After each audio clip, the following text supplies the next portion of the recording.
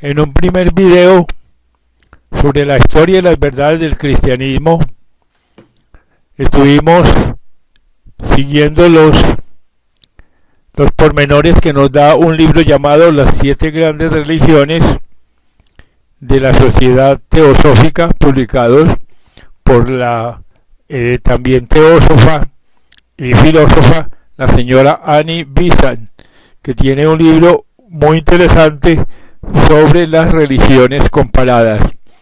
En ese primer video vimos cuáles eran los principales libros sagrados o canónicos en que se basa la religión cristiana, y también vimos cómo Jesucristo dio muchas enseñanzas esotéricas que no quedaron escritas, desgraciadamente, y cuyos conocimientos se perdieron la mayoría durante la Edad Media. Sin embargo, se sabe que pueden ser reconstruidos o recordados de acuerdo al análisis de los iniciados y de las personas más versadas en temas religiosos.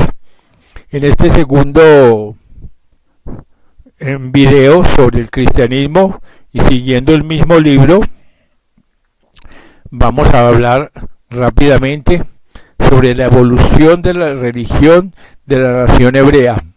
Dice lo siguiente la señora Annie Besant: tracemos ahora rápidamente la evolución religiosa de la nación hebrea, a fin de hacernos cargo del lugar que ocupaba en ella el fundador del cristianismo y del general concepto de Dios en su tiempo, así como también de los cambios que este concepto sufrió. Los primeros libros de las escrituras hebreas exponen un muy mezquino concepto de Dios, y por exactos que sean tales libros con respecto a los dioses inferiores, de relativa mínima importancia y individualidad y de poder necesariamente limitado, repugna aplicar algunos conceptos a la suprema divinidad que preside el universo y es vida y sostén de todo. Basta recordar cómo, según dichos libros, se pasaba a Dios por el paraíso, como confundió a los constructores de la Torre de Babel, etcétera, etcétera. Pues todo esto debe referirse a las divinidades inferiores, no al Logos. Pero desdeñemos tan estrecho concepto de Dios con los sangrientos sacrificios que le dedicaban, y consideremos el más noble concepto de los profetas, que sirvió de molde a ideas posteriormente adoptadas por la Iglesia cristiana. Aquí hallamos una elevada y pura idea de Dios. Dios es el santo por esencia, el santo de Israel, el altísimo, el supremo que existe desde la eternidad, y es, entre comillas, Señor Dios, que creó y extendió los cielos. Él formó la tierra y lo que de ella sale, el aliento, y alienta a los que pueblan y da el espíritu a los que andan sobre ella. Eso es el Dios uno y único. Entre comillas, antes de mí no hubo Dios alguno, ni lo habrá después de mí. Yo soy el Señor y fuera de mí no hay Salvador. Relacionados con este más noble concepto de Dios, advertimos muchos vestigios de la influencia mazdeísta durante la cautividad de Babilonia. Son por completo diferentes las ideas de los hebreos antes y después de este cautiverio. También se encomia en los libros proféticos la rectitud, la pureza y el desdén de las observancias externas cuando no están en armonía con la interna nobleza de carácter. Este desdén tomaba a veces formas violentas, como inspiradas por la indignación de que se ofreciesen a Dios meras ceremonias en vez de una vida recta y noble. Considérese, por ejemplo, este enérgico pasaje del profeta Amós, que dice: aborrezco y desprecio vuestras fiestas, y no iré a vuestras asambleas, aunque me ofrezcáis holocaustos y me hagáis ofrendas de carne, no las aceptaré, ni tampoco me cuidaré de las ofrendas de paz de animales cebados. Apartad de mí el ruido de vuestros cantos, pues no quiero oír la melodía de vuestras. pero dejar que el juicio transcurra como las aguas y la rectitud como corriente poderosa. Tal es el espíritu de los profetas. Otro ejemplo nos da Isaías, cuando el pueblo se queja de que Dios no lo escucha a pesar de los ayunos con que maceran sus cuerpos. Isaías responde con voz tonante, como la del Sinaí, comillas, no debéis ayunar como lo hacéis, si queréis que vuestra voz se oiga en las alturas. Este es el ayuno que he ordenado, que el hombre aflija su alma durante un día, que abata su cabeza como un juzgo y vista silicio y esparza ceniza sobre su cuerpo. ¿Puede llamarse esto ayuno y un día aceptable para el Señor? ¿No hay mi ayuno que levantéis las manos de toda iniquidad, que aliviéis las cargas pesadas, que pongáis en libertad a los oprimidos y que quebrantéis todo yugo? ¿No es mi ayuno que distribuyáis vuestro pan entre hambrientos y que acojáis en vuestras casas a los pobres abandonados? ¿Que cuando veáis al desnudo lo cubráis y que no os avergoncéis de vuestra propia carne? Así resplandecerá vuestra luz como la de la mañana, y vuestra salud se mostrará rápidamente, la justicia os precederá, y la gloria de este Señor será vuestra recompensa. El elemento moral se manifiesta vigorosamente en este pasaje, como en tantos otros de los profetas. Otra cita evidenciará el ambiente mental en que nació Jesús. El pasaje en que el profeta Miqueas resume el deber humano. El profeta se pregunta cómo se hará grato a Dios y qué debe hacer. ¿Cómo me presentaré al Señor y me inclinaré ante el alto Dios? ¿Me presentaré con holocaustos, con terneras de un año? ¿Le agradarán al Señor 1000 carneros o 10,000 de aceite? ¿Daré mi primogénito en pago por mi culpa, el fruto de mi cuerpo, por el pecado de mi alma? Él te ha mostrado, oh hombre, lo que es bueno, y qué es lo que el Señor quiere de ti, si obres con justicia, ames la caridad y marches humilde con tu Dios. Esta es la moral robusta y sana que sale en los labios de los últimos maestros del pueblo en que nació Jesús. Ahora bien, al considerar por algunos momentos esta figura que tantos corazones ha fascinado, alrededor de la cual se han hermanado el amor y la adoración de sucesivas generaciones del mundo occidental, vemos la obra que debía llevar a cabo, la misión que había que cumplir. Otra civilización iba a surgir como nuevo punto de partida en la vida del mundo. Naciones jóvenes, vigorosas, enérgicas, menos metafísicas que prácticas, se disponían a dirigir los destinos del mundo. Una robusta y fuerte raza, rebosante de vida, de fuerza y habilidad práctica, era el tronco de que habían de arrancar las naciones de Europa. A la educación religiosa de esta raza tenía que atender la gran fraternidad constituida por los guardianes de la humana evolución espiritual. Para ello era preciso que un mensajero de la poderosa fraternidad expusiera y proclamara de nuevo las antiguas verdades. Aquella raza había de recibir educación apropiada a sus cualidades características. De aquí que Jesús hiciera relativamente pocas declaraciones sobre metafísicas sutiles, muy poco, casi nada de ciencia del alma, y en cambio mucha ética, mucha moralidad, mucha enseñanza espiritual de carácter práctico. La metafísica se reservaba pues para la enseñanza esotérica, limitada a los discípulos. Para mensajero de la fraternidad fue escogido un joven de maravillosa pureza y devoción profunda. Era Jesús, llamado después el Cristo.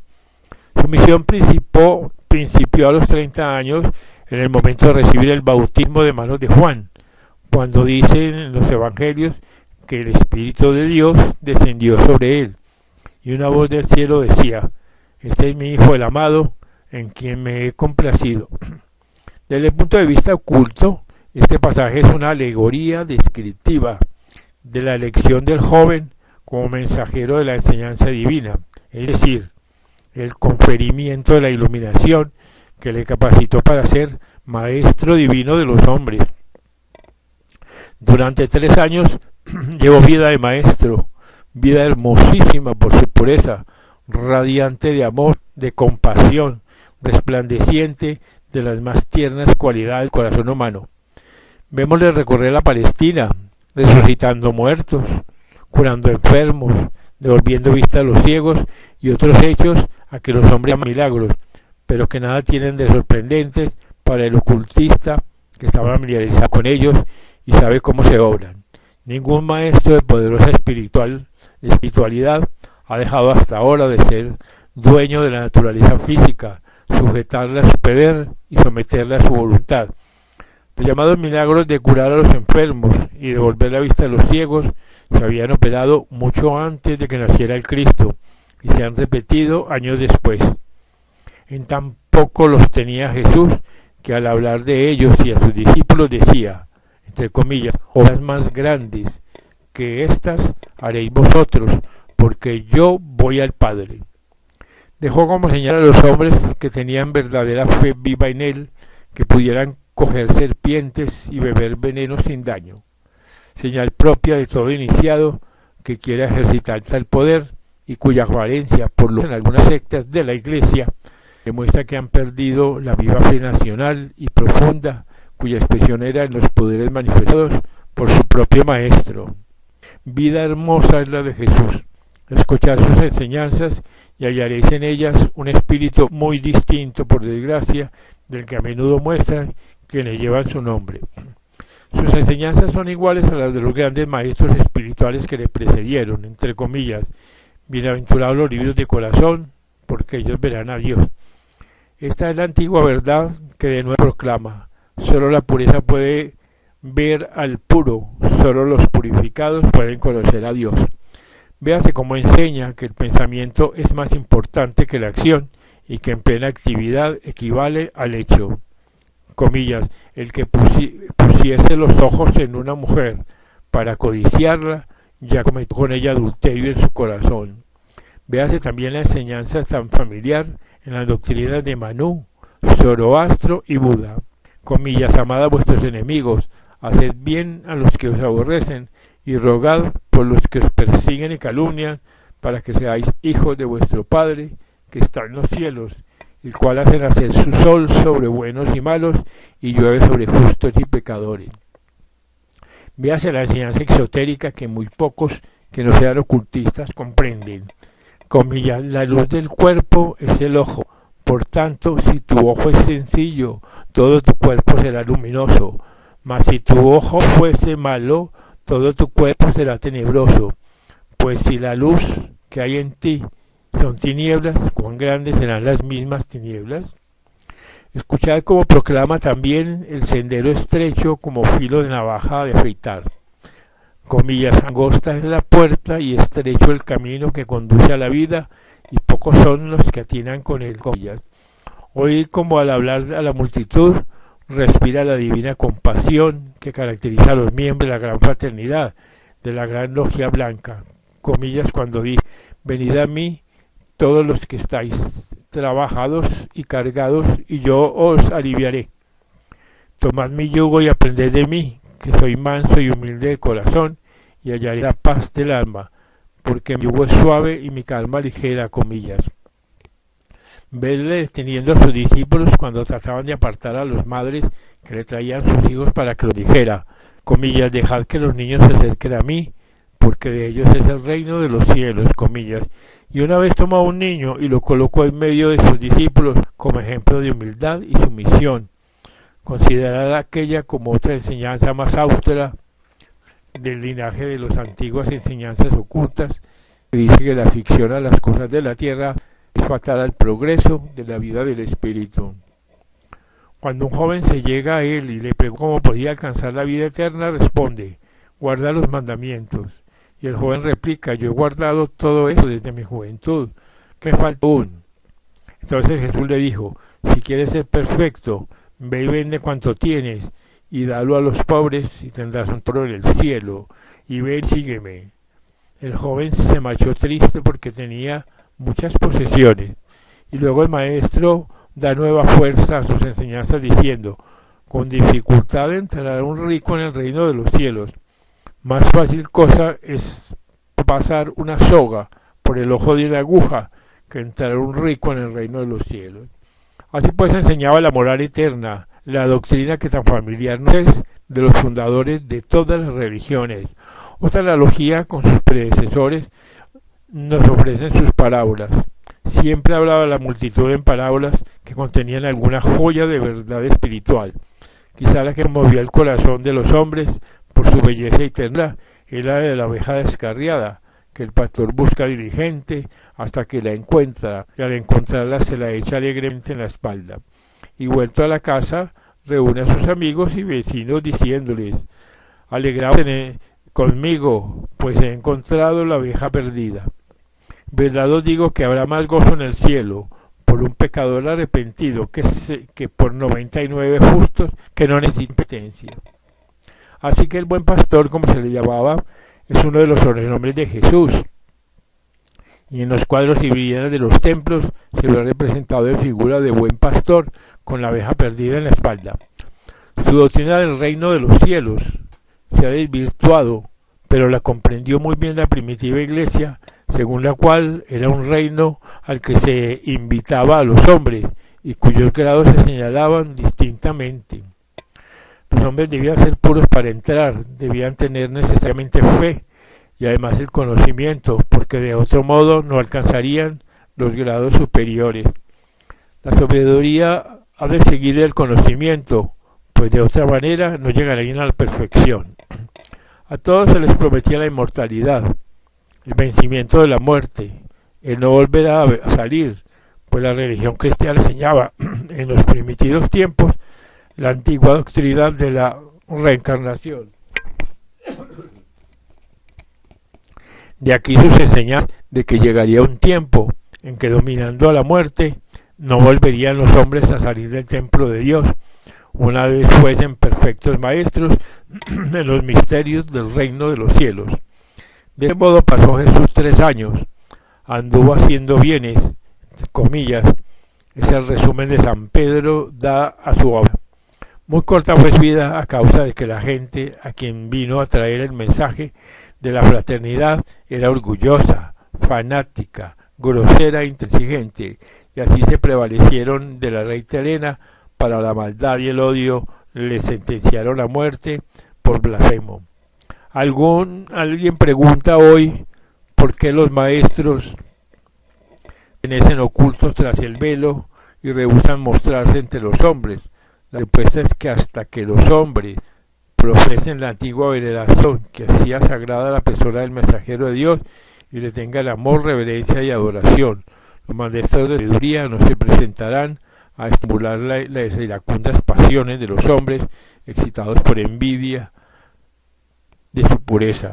El Cristo fue el último de estos grandes mensajeros enviados al mundo, y aquellos a quienes vino le dieron muerte a los 3 años de vida pública, por odio a su pureza, que les parecía insulto a su propia impureza, y por la magnanimidad con que reprochaba su propia pequeñez.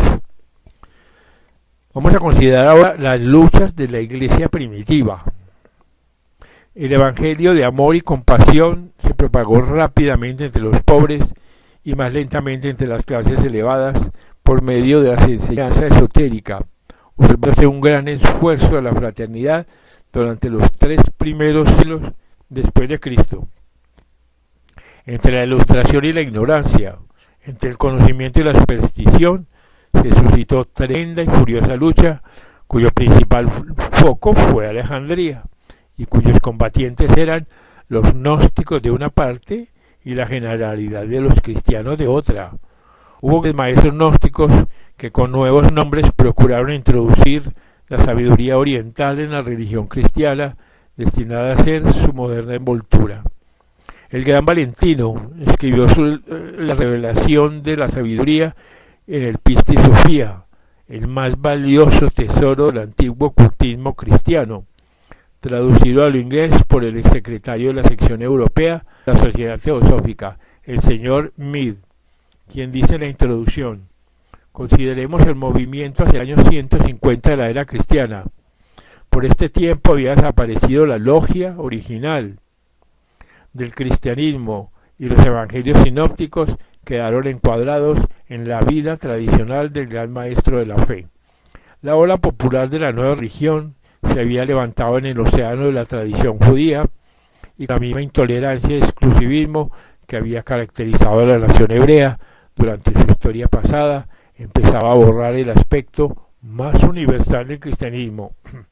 Este sorprendente fenómeno, la atención de quienes no solo conocían la filosofía de las escuelas y las doctrinas esotéricas de las religiones antiguas, sino que estaban animados del espíritu ecléctico de una teosofía universal. Estos hombres creyeron ver en el Evangelio cristiano una doctrina universalista, emparentada con las enseñanzas íntimas de las creencias antiguas, y trataron de atajar a los exclusivistas y mezquinas tendencias que querían crecer rápidamente en los menos instruidos, los cuales disputaban la fiebre al conocimiento hasta el punto de condenar abiertamente toda otra forma religiosa y escarnecer toda filosofía y educación. Curiosamente prosiguió la lucha entre los gnósticos y las gentes guiadas por algunos hombres ciertamente sabios y profundamente instruidos, pero acabó con el triunfo de la multitud indocta, con la excomunión de los gnósticos más instruidos y más filosóficos, sobre quienes desde entonces pesó la inculpación de herejía. La Iglesia salió de esta lucha llevando lo que de la verdadera religión bastaba para formar el corazón, pero no con lo necesario para justificar ante la razón la sabiduría de las edades. Obtuvo de la luz su devoción al Cristo personal, al hombre Dios, objeto de su más apasionado y ferviente culto. En esta revelación de lo divino había todo lo necesario al sentimiento, pero no lo bastante para subyugar la razón y para educar la mente.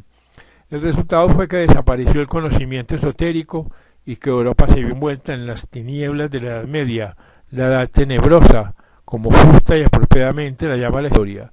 Las obras de los padres se siguieron estudiando únicamente en los monasterios, y de aquí que de cuando en cuando la Iglesia Católica diera doctores y filósofos al mundo.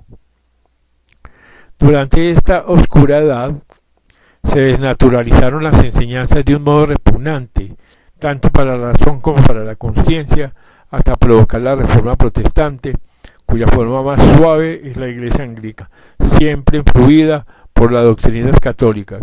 Actualmente, en el seno de la Iglesia, apunta a una escuela de ideas más nobles y liberales que por su espíritu de caridad tal vez restaure el cristianismo, restituyéndolo a su debido lugar entre las religiones del mundo.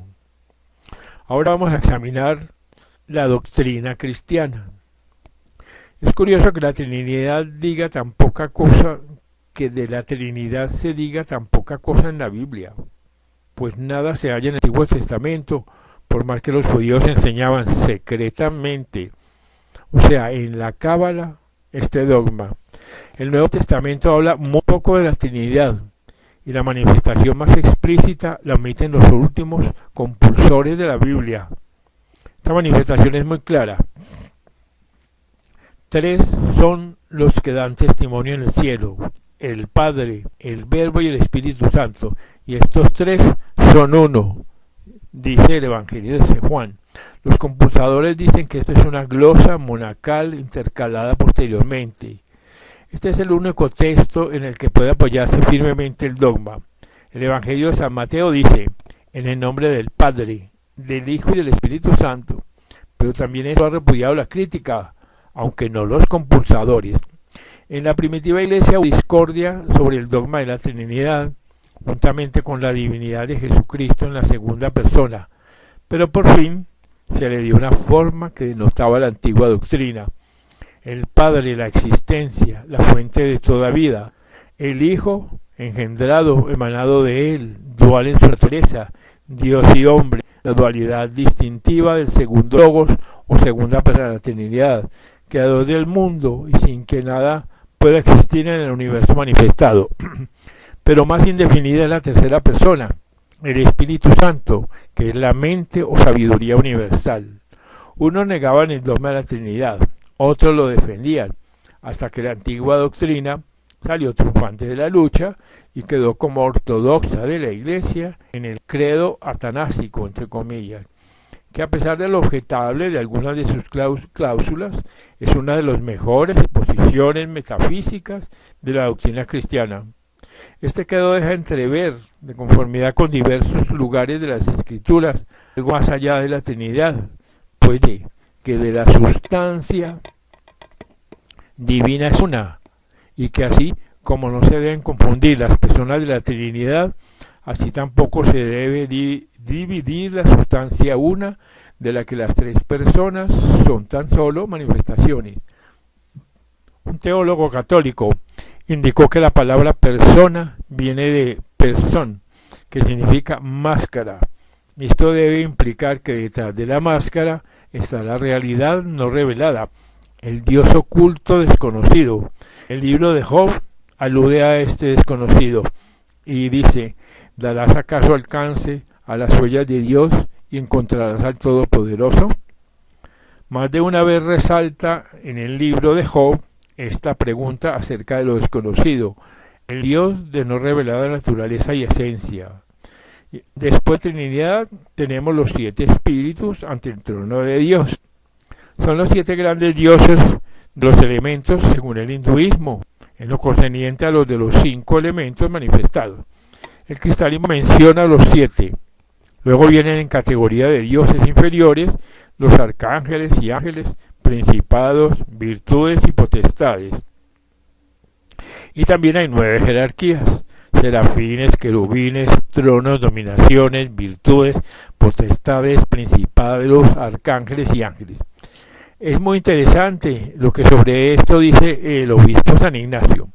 No puedo comprender ciertas cosas celestes, tales como los puestos de los ángeles y sus diversas huestes bajo sus príncipes respectivos.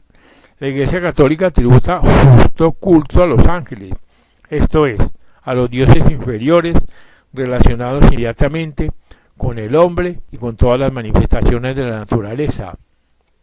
Y continúa diciendo la señora Bisam: consideremos ahora la importante cuestión de la naturaleza del hombre y de su relación con Dios, tal como enseñaban las escrituras antiguas en la Biblia.